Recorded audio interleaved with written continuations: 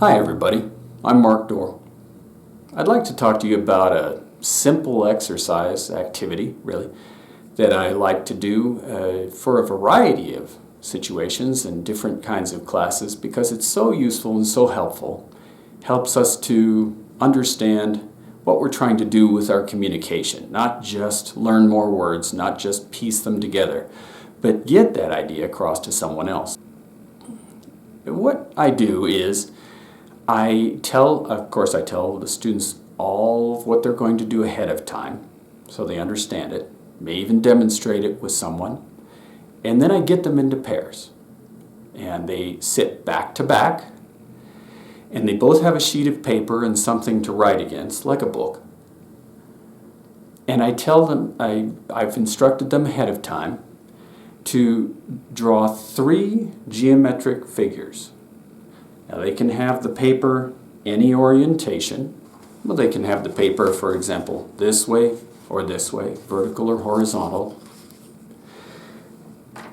And they can draw 3 of the same figures, such as a square, and a square, anywhere on the page. Or they can do 3 different ones, a square, a triangle, and a circle. They can put them anywhere they want, all together, different places. Big, small, or big and small. But they do 3 geometric figures: squares, triangles, rectangles, circles, ovals, maybe star shapes. Then, when they do this whole time, they're not showing their partner. Their partner doesn't know what's on there. Then one of them turns the paper over so they have a blank paper. And there are variations on this. Basically, the first person who's going to speak, without looking back at the other person and without the other person looking over at their shoulder, so they're sitting back to back, the first person, using only words, tells the other person how to draw the picture that person has in front of them. And their goal is to get the picture as close to exactly the same as they can.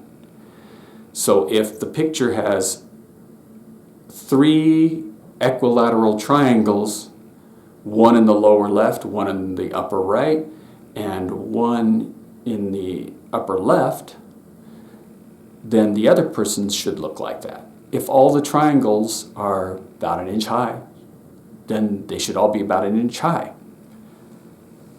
for example. And then once that's done, then the other person, they switch roles. The other person pulls over their paper and they describe what's on their paper. And the first person flips it over and tries to draw it exactly the same. It's very interesting. The whole point of this is not to define whose fault it is that there was an error or anything like that. It's about communication. And very often the way I do it, you can vary it. Very often the way I do it is the first time, the first person can only speak. The second person can't say anything. The second time, the person who's drawing can also speak, and they can negotiate meaning. When you say 1 inch, is that from the right? Things like that.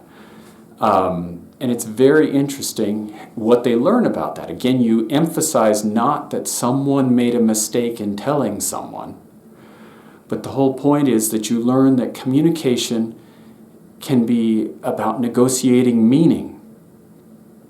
You also learn with this that what you think is very clear might not be clear to another person. Classic example with this activity.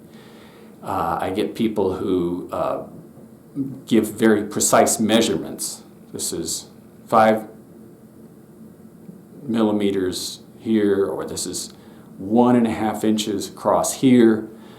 Interestingly, when people do that, that tends not to work. Why? Because without a ruler, without some measure to look at, people tend to guess differently about what that is. But if you can think of something you both have in common, that you both know, then they tend to do pretty well. For example, if there's a certain coin in your country, like in the United States, a quarter. If I say draw a circle about the size of a quarter, many people will get that pretty close. If I need to do an equilateral triangle, well, I could give inches or something like that. But instead, what tends to work better is something like draw a triangle that looks kind of like those tortilla chips. And then that tends to work better. And so they learn that if I want to get my ideas into your head, I need to find ways, things that we have in common, or ways to activate that's useful for you. This can be used in writing, speaking,